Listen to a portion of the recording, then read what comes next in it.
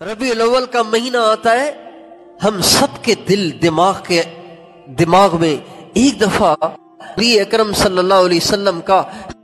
خیال ضرور آتا ہے، لیکن یہ بھول جاتے ہیں کہ اب میں نے کرنا کیا ہے۔ ہم کرتے وہ ہیں جو زمانہ کر رہا ہے، کرتے وہ ہیں جو دنیا کر رہی ہے۔ ہم یہ نہیں دیکھتے کہ اب میرے آقا کی کیا منشا ہے، اب میرے آقا کی کس میں خوشی ہے، میرے آقا کو کس سے خوشی ہوگی۔ 12 مہینے 11 مہینے حضور کی روح کو ستایا، حضور کی روح کو اذیتیں دی۔ میرے دوستو، کم از کم اس مہینے میں تو اذیتیں موقوف ہو جانی چاہیے تھیں، اس مہینے میں تکلیفیں موقوف ہو جانی چاہیے تھی، اس مہینے میں تو آپ کی روح انور کو ستانا موقوف ہو جانا چاہیے تھا، جس مہینے میں ہمارے آقا کا ظہور ہوا، ہمارے آقا کی بعثت ہوئی، ہمارے آقا کی ولادت ہوئی، جس مہینے میں اللہ تعالیٰ نے اس دنیا کو یہ شرف بخشا کہ حضرت محمد مصطفیٰ احمد مجتبیٰ صلی اللہ علیہ وسلم جیسی انمول ذات گرامی کو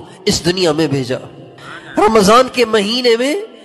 کوئی سر عام کھا رہا ہو تو ہر مسلمان کہتا ہے یار رمضان ہے، کچھ تو خیال کرو بھائی، رمضان ہے کچھ تو خیال کرو یار۔ لیکن ربیع الاول کے مہینے میں کوئی داڑھی منڈا رہا ہو تو کوئی نہیں کہتا ابے ربیع الاول کا مہینہ ہے، کچھ تو خیال کرو۔